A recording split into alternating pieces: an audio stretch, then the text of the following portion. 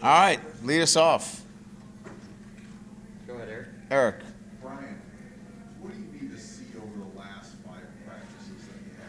What do you need to get done yet this spring? It's the layering effect of just continuously, building the traits that we need, with this football team.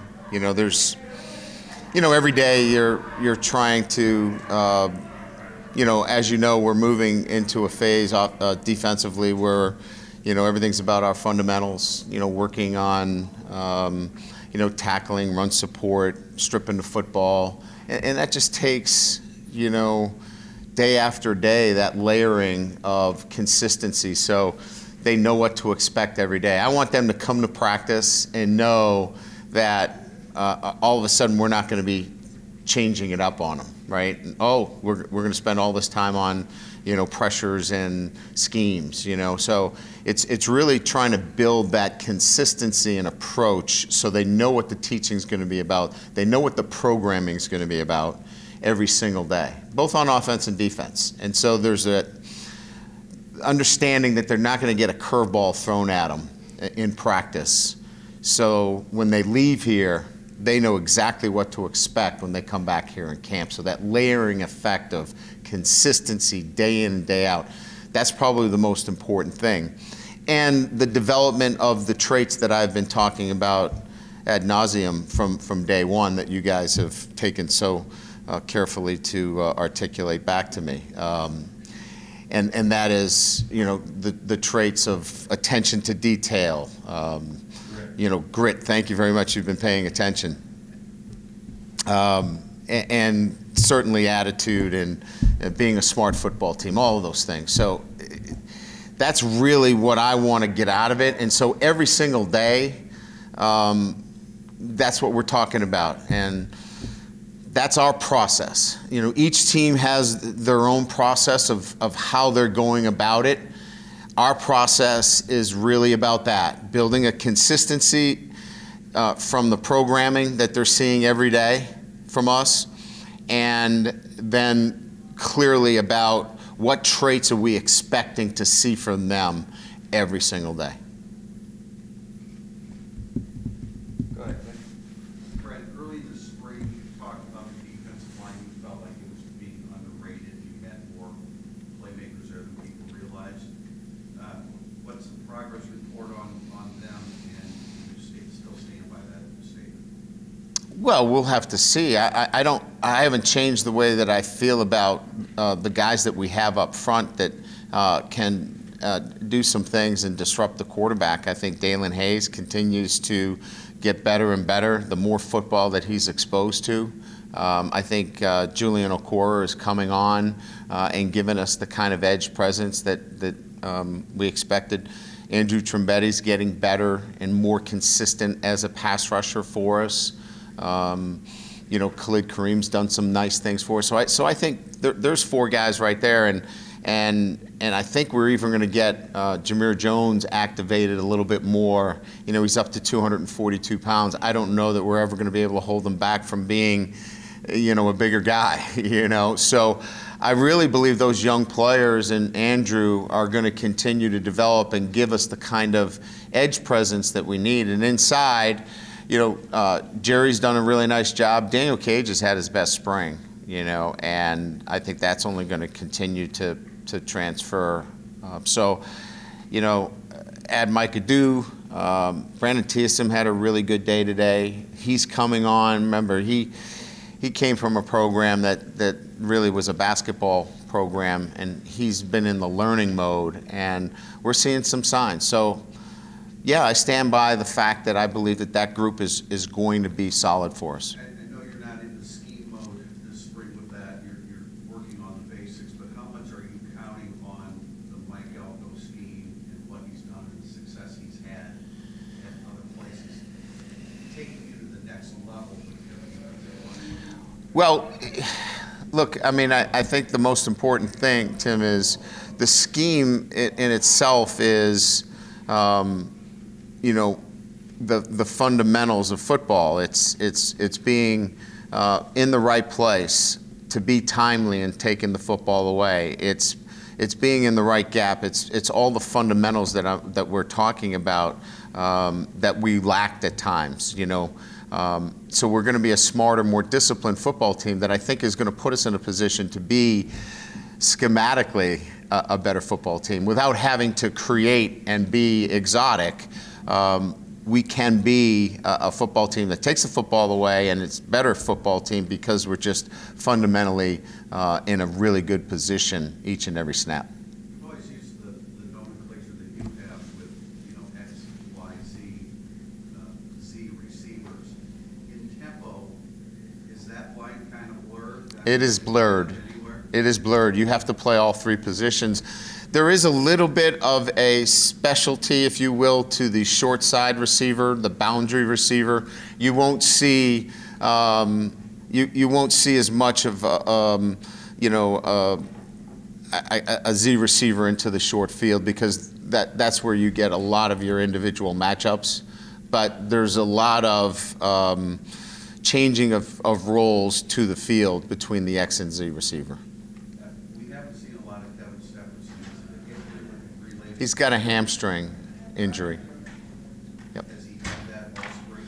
It's been a lingering hamstring that has not responded quite well, and it was pulled again. We're treating it pretty aggressively with anti-inflammatories. He has not needed PRP, but he just hasn't been right. He hasn't been 100%. Last thing. Yeah. The comments about Kaiser, do you have regrets about anything you said there, or did you just give an honest appraisal of the situation? No, I think whatever was interpreted, I have a great deal of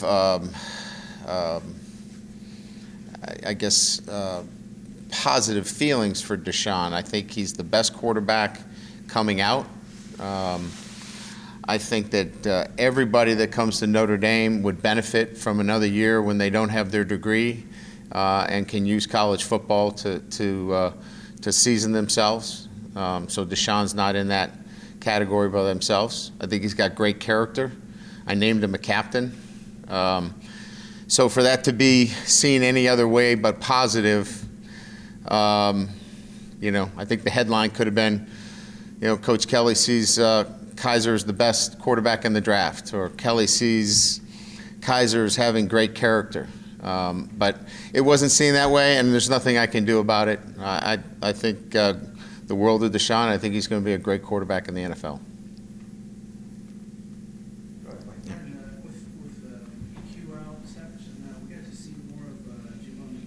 Yep. Yeah.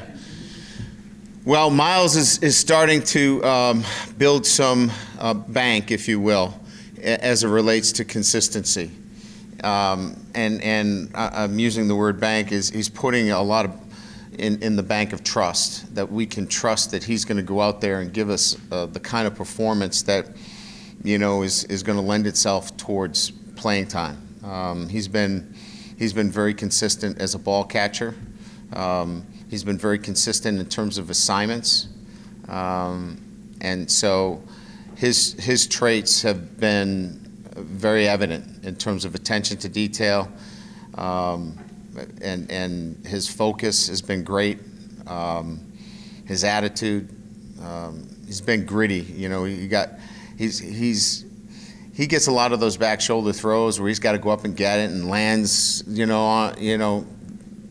physically he gets beat up a little bit. He keeps coming back out there. I see him in there getting treatment, and he makes good decisions. So he's exhibiting all the traits that we're looking for.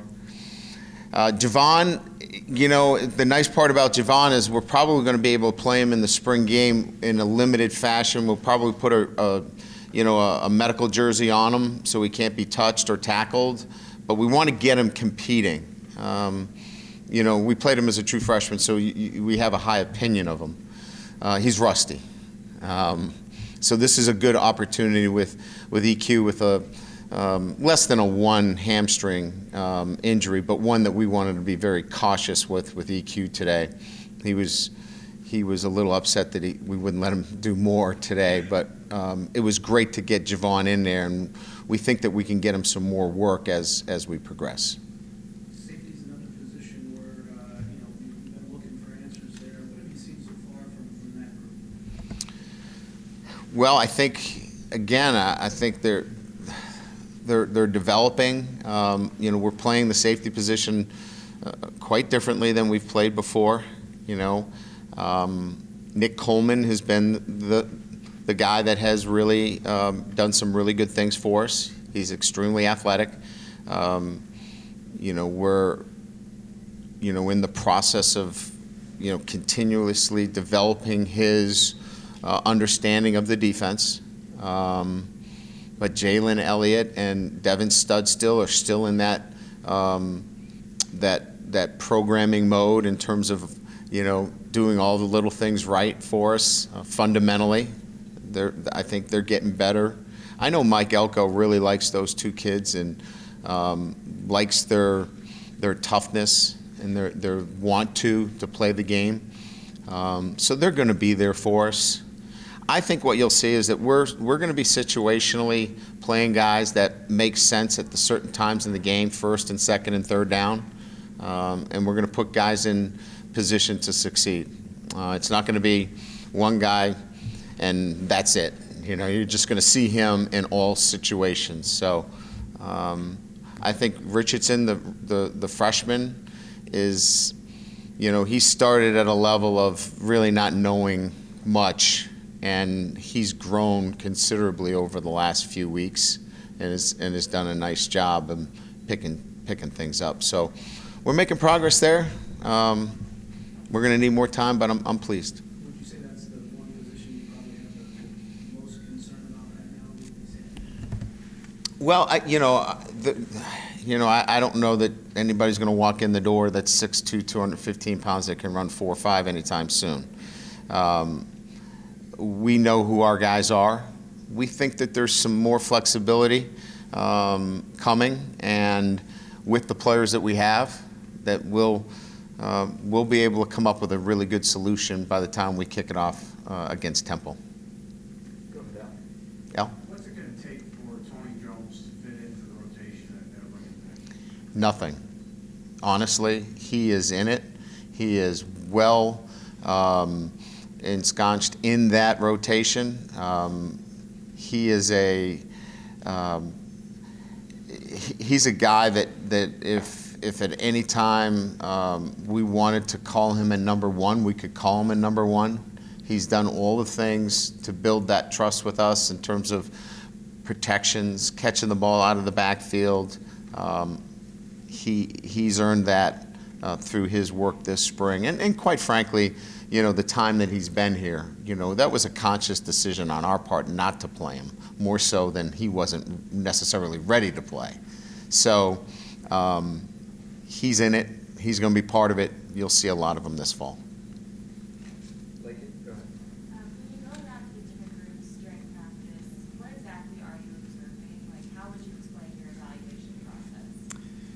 My evaluation process is effectively kind of answering what Eric was talking about, making sure that the teaching and the programming is staying consistent to what I've laid out, so our players know what to expect on a day-to-day basis, as well as the teaching. I want positive teaching. I want everything to be followed up with good communication. So when it's being taught, they clearly can understand what's being taught to them, and that can settle into being replicated after it's being taught. So I'm listening to the teaching, the communication, making sure that there's a consistency in how they're communicating. I think of it as the coaches are responsible for the engine of those players, and so they have to build competency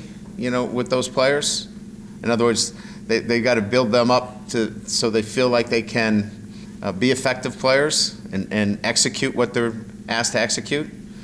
And then there has to be that buy-in to that particular drill and them understanding the drill. And then they have to relate it to the big picture. Why are we doing this drill? You know, so that's very important. That's motivation. So they have to be motivated, you know, through those forms. So I'm looking at that, and that's what I'm evaluating on a drill-to-drill and station-to-station basis. Brian? Yeah. Last night, Spencer Perry announced he's going to plan to transfer. Yes. Did the timing of that surprise you, just in the middle of spring ball like this, or had he indicated previously, I guess, that he was thinking about that? No. You know, Spencer has been a great kid. He's done everything we've asked him to do. He expressed to me that he felt like athletically that he needed to find a place that would better suit him, which I guess if you read between the lines that, you know, maybe he wasn't seeing the position in which he was playing, and nor the area of reps suitable for where he is right now in the program. But I think you'd have to ask him to get, you know, a real clear understanding of that. But he's a great kid. We wish him the best. We'll release him to wherever he wants to continue his education, because he's been, you know, a great kid in our program. Is that a situation where you say, hey, just stick it out through the spring game, or try to convince him, I guess, just to finish out spring ball, or? You know, I gauge every individual, you know, accordingly. He seemed to have talked to his family and made up his mind. I don't want to put somebody in a position where they're not into it. They may hurt themselves or hurt somebody else, and I certainly don't want that. Anybody else? All right, we'll end with there. Great. All right. Thank you. Oh, he's got one Oh, more. yes. No, that's all right. I had a couple more. Brian, is it at the point in spring where you kind of start, in the back of your mind, plugging in some of the freshmen that aren't here, saying, here's who can help us here? Have you got to that process, or do you wait till in the spring to do that? I'm always kind of thinking in the back of my head, you know, all right, who maybe gives us some depth on the defensive line? You know, is there somebody that do we think that can help us, you know, coming into the fall? So certainly those things are part of my thought process as we begin planning positions and the depth chart, which we haven't spent a lot of time on the depth chart, quite frankly. But to answer your question, yes, you start to think about those things a little bit as to who might be some of those freshmen that could help us come Temple. But I haven't spent a lot of time on Temple. This has more been about the process for our guys. We'll split the teams up here, you know, on Monday, because, you know, as we get ready for the spring game, we're going to have 2 teams, and that'll probably be the first time where I start to really look at the roster. Today, not full pads, and then for the whole spring, you've been pretty light to non-existent with the music. Why that change? Why no pads? Yeah, we can get as much done, but we had the uppers on. I mean, we can get as much done. It's just a good transition on a Friday for those guys to not have the full pads on. But you guys are out there. We get a lot done. They're very smart in the way they practice. Today was a no thud on the back and a tag off. We're going to have a heavy scrimmage on Sunday, so we'll get in probably. My goal is to get in a 60 play scrimmage, whereas last Sunday we had about 35 plays. This will be a very large scrimmage on Sunday, so this is a good segue and transition into that on Sunday. And last one for me, follow up on Elliott. Are Elliott and Stud still competing for the same spot? Not necessarily, though. They'll have to know both positions, and they're not log jammed, though. They can independently work themselves onto the field at the same time. Yeah. Right. Why don't you guys play music in practice? Just random thought. Well, we do in our tempo period. Right. Not like throughout the whole thing. I think just for us, you know, we're introducing new programming, new teaching techniques, I think I need our coaches to be communicating with our players. I want them to be building relationships and trust through their communication. Music does not work very well in that realm right now for us. We blare it pretty good in the weight room. If you want to go in there, you can listen to music all you want, but if you'd like to lift, you can certainly do that too. And we don't just puke, we do other things in there too.